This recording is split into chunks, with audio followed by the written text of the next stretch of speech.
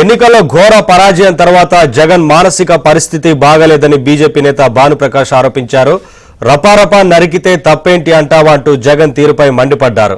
జగన్ రాజకీయాలకు అనర్హుడని ఏపీ ప్రజలు భావిస్తున్నారని తెలిపారు. జగన్మోహన్ రెడ్డి గారి ధోరణి మాత్రం మారాల్సిన అవసరం ఉంది.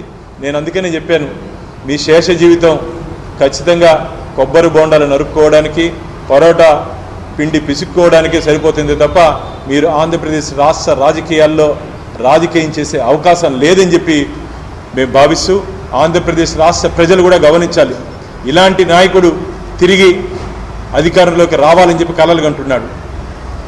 ఇలాంటి నాయకుడు తిరిగి అధికారంలోకి వచ్చిన తర్వాత తనకు ఓటు వేయని ప్రజల్ని, తనకు ఓటు వేయని పార్టీల్ని, తనకు ఓటు వేయని కార్యకర్తల్ని ఇలా గంగమ్మ గుడి ముందు నరుక్కుంటానని చెప్పి సమర్థిస్తున్నట్టు నాయకుడు కావాలా?